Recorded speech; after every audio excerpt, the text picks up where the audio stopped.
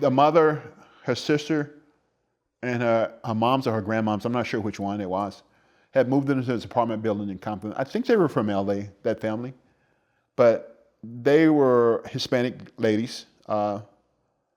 But for some reason, they were attracted more to the Spooktown Crips, who were black, than the Compton Barrio Sententas, who were Hispanic.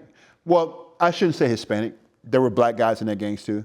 There were Hispanic guys. You can't just say black and Hispanic gangs, predominantly Hispanic and black gangs.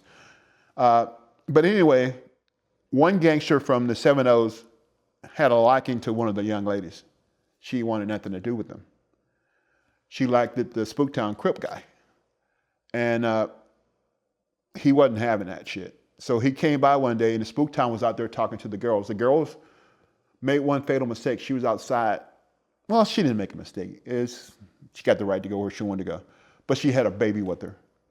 That was a mistake she made, had a baby with her while she was talking to a bunch of gangsters. And we had kind of talked with them and tell them, hey, you know what? I know you like these guys, and these guys ain't what you think they are. And I know you should know that because looking at you and talking to you, although you're from LA, you're from the environment. You know the environment. So don't be hanging around here. Well, I don't think it's like that. Compton is worse than LA, baby. I know you don't see it, but trust me, this silent thing that you don't see is a killer. So she was out there on the street talking to the guys from the Spooktown Crips.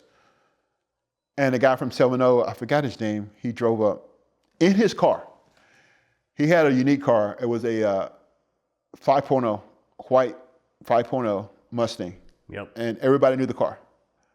And the car is loud because the car is naturally loud. That's the way they make them. It was a fast car. Yeah. And but he drove up. I guess his anger wouldn't let him go get a stolen car. He didn't have time for that. He did a drive-by in his personal car. Only person he hit that day was a baby in a stroller.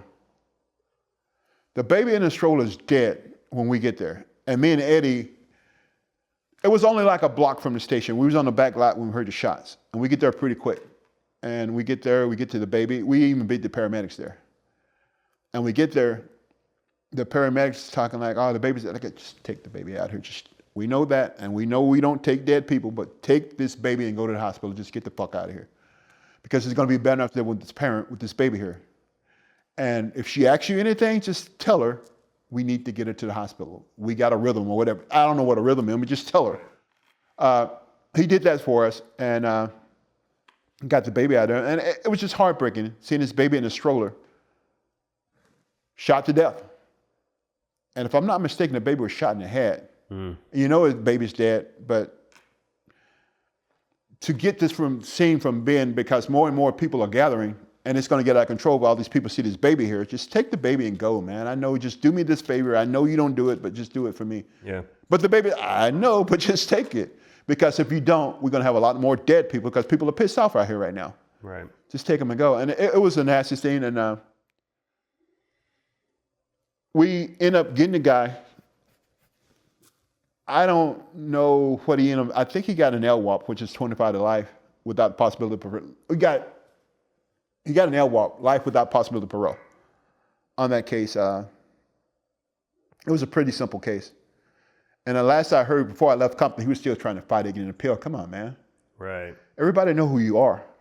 Yeah. And honestly, we even got gangsters damning your ass out. That's just how. Because you killed a kid. You killed a kid. This is how fucked up. Even guys from Spooktown like, this is fucked up.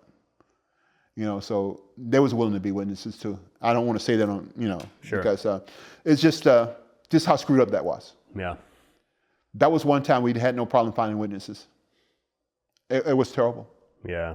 Yeah, my dad has he has a little bit of PTSD from his time as a cop. And he says the one recurring image he always has was this little boy drowned in a pond at a park. Mm-hmm. And he goes, I can still see the boy's face when they pull him out of the water because I had to be there. And he goes, I can name all the guys that were there. I can tell you what everybody was wearing. And he goes, and I get up in the middle of the night to use the restroom, and that image will suddenly pop in my head, and then I can't go to sleep again afterwards. Do you have lingering from stuff like that? I mean, It's not something most people ever see in their life. I don't, but I don't sleep much. I wake up a lot, and I'm sure it's behind that. And it was another case that bothered me too. Brennan and I investigated that one. It was I think the baby and the mother was from I forgot what neighborhood they were from. I think it was from a Crip gang. The father was from there. The mother and the baby wasn't from there. It was just the father. They were just with their idiot father, excuse my language at the time. He wasn't doing anything. He was just driving down the street in his car, and they recognized him, and they shot him up. But the only person they hit again was a baby that was strapped in the car seat in the back seat. Right. And, it just shot to pieces. Yeah. And it brings something out of you, a lot of anger. And we went hardcore on that too. All this shit's coming back to me, but I'm sorry. Yeah, right. No, that's fine. When I left Compton, I had a lot of knowledge and experience in gang and investigation. I tried to use that for the sheriff department. For some reason, they didn't want me. And then I left Compton and went to Industry Sheriff Station to be closer to home, to raise my kids. And I said I was going to put all that behind me, and I kind of did. And that's why it takes a minute to bring all those things back. Of course. Yeah, because I just put it all behind me. Yeah. Because I was good at it, you didn't want it. So, but they would always call me. What about this guy? Dude, don't call me anymore. Right. Lose my phone number. Right. I'm not good enough to investigate your crimes, but you want to call me for a gang investigator to go be your expert in Orange County, San Bernardino County, and Santa Barbara and Riverside County. No, tell them don't call me. Because you don't have a Compton gang expert. Use the ones you have in Compton. Yeah. Well, they don't know. Well, I don't know either. I forgot. Yeah, I came across a court case where you testified as the gang expert talking about two Crip sets and how they fight with each other or they don't like each other, that kind of stuff, yeah. I look at some of the things that's going on in Compton now. It's a different world, man. Totally different world. Yeah. A lot of those guys those really hard guys are either in prison or dead by now, because it's been 30, 40 years. And I remember this one guy, I can't remember his name, from Southside. The guy had my respect. I was a young patrolman then. Whenever he did a drive-by, we knew who it was, because he never ever did a drive-by. He parked the car, got out, and shot who he wanted to shoot. I have respect for a guy like that. And I remember when we ended up arresting him, he said, I don't want to hit. I was taught to respect my elders and babies. So I'm not going to kill people that I don't want to kill. They don't deserve that, but these people that I'm going after do. And we had another guy that was from, he was from Acacia Block Crip. I don't remember his name right now, but I was interviewing him on a homicide one day, and I was talking with him, and I respected that guy because he never lied. I was asking him questions, and he was like, hey, dude, that's your job. You prove it. You get your investigation. But basically, I'm not going to lie to you. So you ask me a question. Whenever I asked him a question that he didn't want to answer, he would defer in another direction. That's your job. You prove it.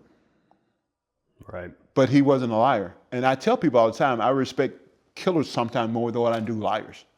Because they don't lie. They're just not going to tell on themselves. Right. But he was that kind of guy. Yeah. I'm not going to tell you anything about me. But you do your job, you prove it. That's all he would say, do your job and prove it. Right. Yeah. So I knew when I was heading in the right direction, he would say, just do your job and prove it.